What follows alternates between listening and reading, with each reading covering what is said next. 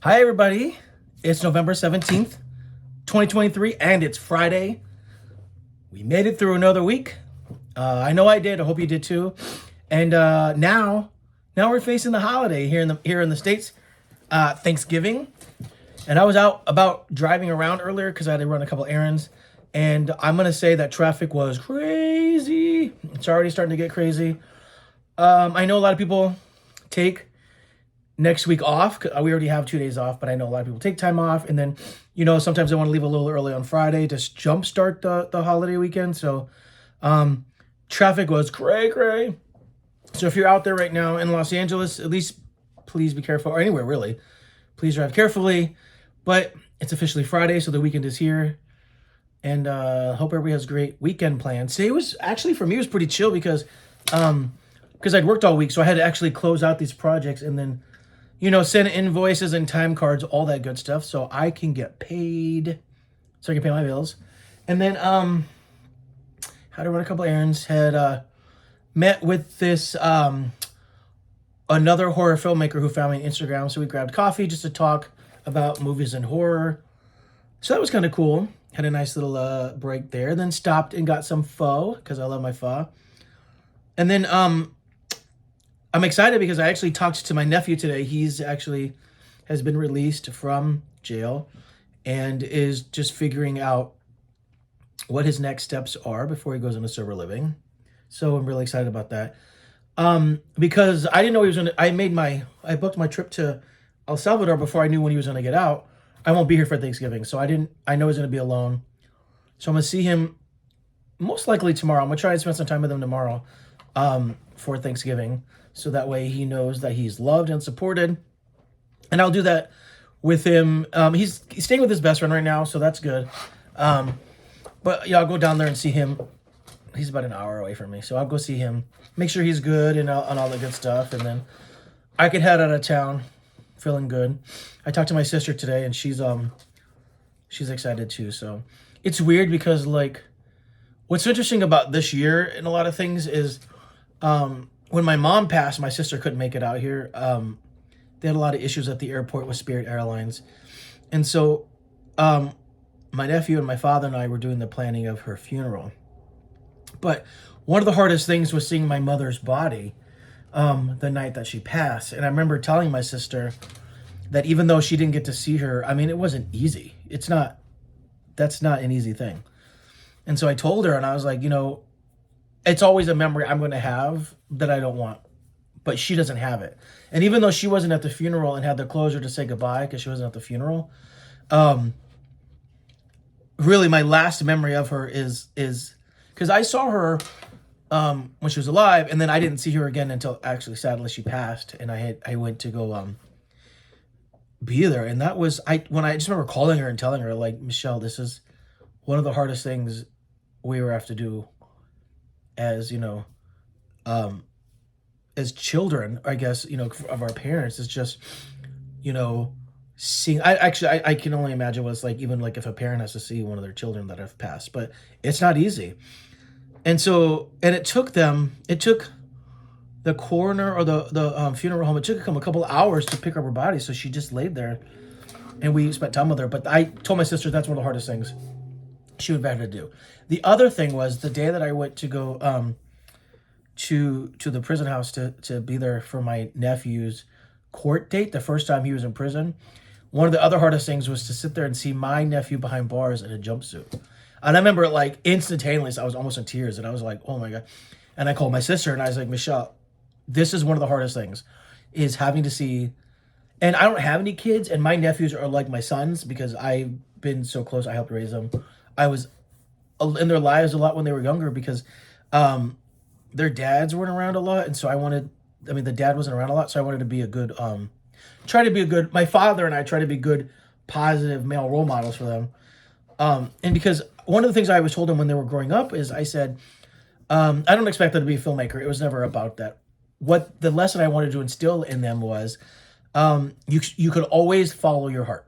That was what I wanted. I started my film career at the age of 30. I was a lot older than I wanted to be.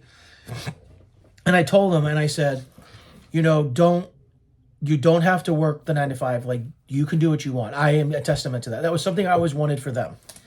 And so that's why I did it. That, and so I always set that precedent for them. As I said, I walked off my job. I knew I was destined for bigger things, and I wanted to follow that dream. And it was not the easiest thing, because literally every single person fought me on it for so long, and I was dead set against it. I mean, dead set listening to them. I just was so focused, and it was hard because at first I didn't have a lot of support, because people were like, didn't understand why I was making the decision to just freelance and follow my dream, because it's not something it's instilled in us. Do you know what I'm saying? We always have to take the safe route, and sort of be like part of the machine. But people don't realize that you can. It's not easy, especially if you don't have support. And I didn't. And then like the first year and a half into the industry, we had our first writer strike. We had back in 2008, 2009. I think it was 2008. Like, I was only in the industry for like maybe a year and a half, and then we had the first writer strike, and I was decimated. Because I was so new, I was sleeping on a friend's couch for like maybe a year. Like, I got no money. So that's why I think this one was so scary, because it wasn't just a writer strike, it was also the actor strike. So, but I digress. So that was the lesson I tried to instill in him. So, I just remember calling my sister, seeing him like that was so hard. And I said, I said, with you being so far now and me being here, and, mom passing, and I sort of feel like I'm taking her place in a lot of ways, because I'm so much like her, I said, it's just like these are moments that I'm glad both my mother and my sister didn't have to see. Her passing, but I don't think my mother would have been able to see her grandson like that.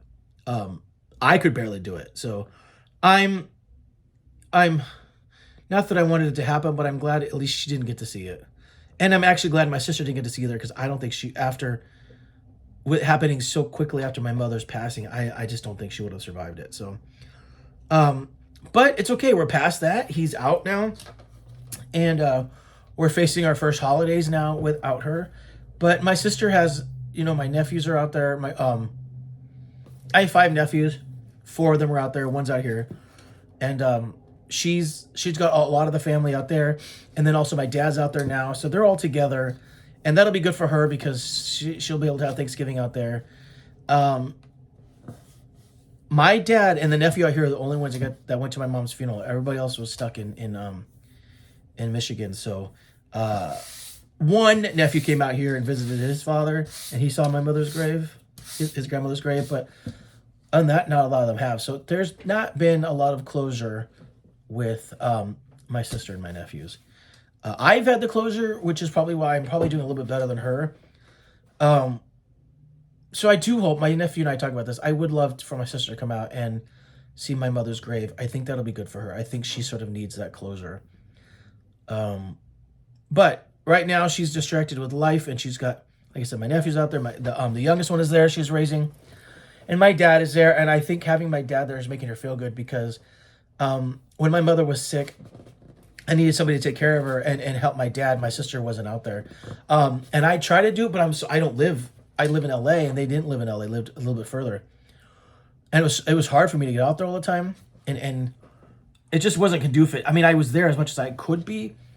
I just didn't live close. And so sometimes it was tough. So, a shout out to my nephew, who actually lived with them for about 4 years, I think, 4 years maybe, and helped them.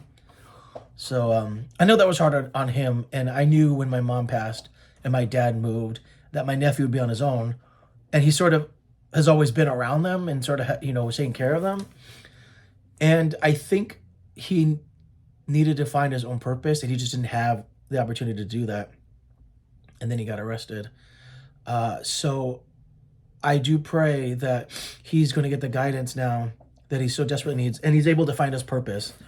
So I'm going to go see him either tomorrow or Sunday. We'll see what's best for him, and see if we can help get him situated and sort of guided on the right path now. So that's what I want. I do know that he took my mom's, because he was really close to my mother, practically raised him. he was so close to her, and I know this was hard for him, and he was there for her most of the time that she was sick. And so I know he's having a hard time. So I've just been worried a lot about him. I've been really worried about him. And I know my dad has as well. So with him being out, I think everybody's feeling a little bit better. And then we're going to the holidays now, and so he's able to be out, and that's one thing to be thankful for. So I'm definitely now getting ready for my trip because I feel a little less of anxiety, at least when it comes to the family part of my life. The death part I'm still dealing with. I mean, I'm not like I'm not so depressed. I really want to point that out. Like, I don't cry as much. There's a few times, but it's just these are I've been talking to a lot of people who've lost loved ones as parents and stuff, and they just keep telling me that the first year is the hardest. And so, like, she passed away right on my nephew's birthday, and then shortly after that was her funeral. Right after her funeral was my sister, because we're twins, was our birthday. And then that was hard.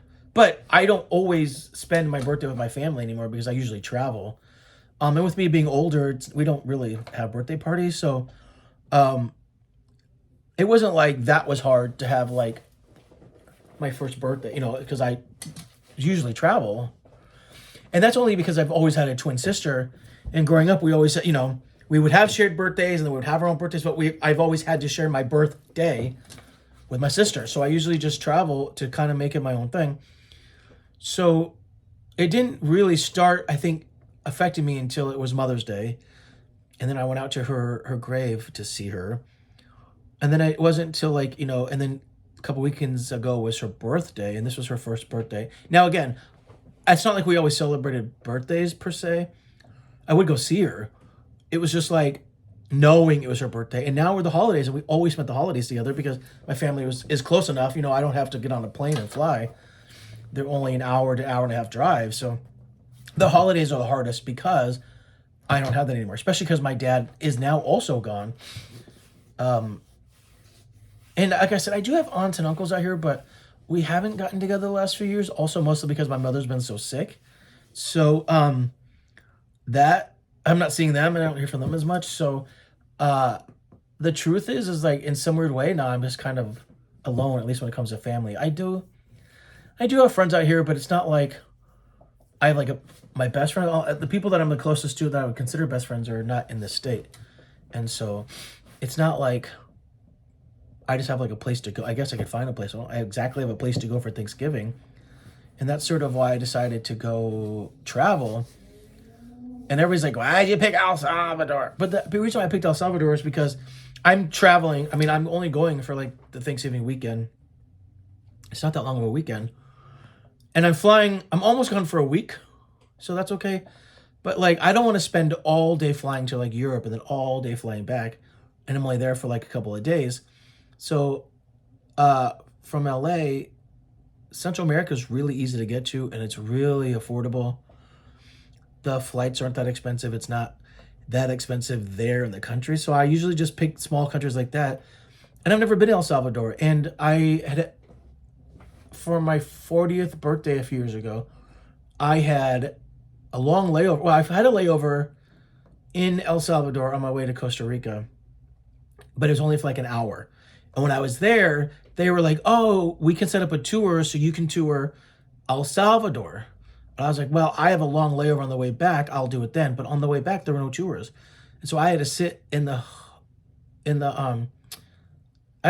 airport for 12 hours. It was, oh my God, it was utterly insane. And I wanted to go out and see the city, but the problem is in El Salvador, the airport is so far away from San Salvador. It's almost, I think, a 45-minute, maybe an hour drive. So it's an hour there and an hour back.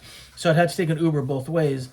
And then I'd have to and you have to get a visa, I guess, to get into the country. Plus, you can't just, it's not all in one area. So I'd have to take a couple taxis and Ubers to get around. And it just seemed too daunting of a trip to plan just in that moment while I was sitting in the airport. So I just bit the bullet and stayed in the hotel, in the airport. But I always wanted to go see El Salvador. And so I was like, okay, fine, I'll go see El Salvador. I've never been. And I love pupusas. So, it'll be nice to actually have pupusas in El Salvador. So there you go. That's what I'm doing. And I feel like it'll be a nice distraction. And I'll get some reading done, and I'll get some writing done. And I'll try new foods, and I'll do some exploring. And I hear it's a beautiful, beautiful country. So I'm gonna go check it out. So that's what I'm doing. So, anyways, I hope everybody's had a really great Friday. It's only like not even 6 o'clock, but it's already dark. But the weather was a tad cooler today, and there was a nice little breeze. So it was quite lovely today. I was happy with it. I, however, did not sleep that well. I was so tired last night. I don't know if you remember, like on my video last night, I just kept yawning. So I mean, I posted the video online, then I was out, and I remember like all the lights were on, the TV was on, and I woke up at like midnight because I had to pee, and I was like, oh damn, everything's still on. So I turned everything off, brushed my teeth, went to bed, and only slept for like a couple hours before I got up again. So my anxiety is high. It's usually high during the holidays. I'm not really a holiday person, but that's mostly because I was never 100% close to my family.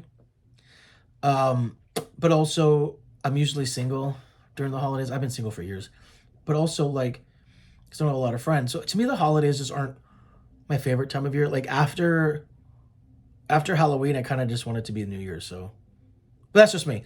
I don't hate Christmas. It's not like my most favorite holiday. So anyways, but like now I have this thing. I can talk to you guys and you guys can be my friends. So, but thank you all for listening. It's such a weird angle. Sorry about that. I just get like, I don't want the phone to fall, but I'm just sitting here. See? That's what I don't want. I don't want the phone to fall. And guess what? It fell anyways. So I'll just leave it here. Cause I'm close out anyways. Oh, this is the worst angle. Anyways, I hope you guys have a really great Friday, and I hope you guys are all ready for the weekend and Thanksgiving. But I'm gonna chill for now. I have to read a couple of scripts, but I will I'll check in with you tomorrow. Hope you guys have a great night. All right, take care.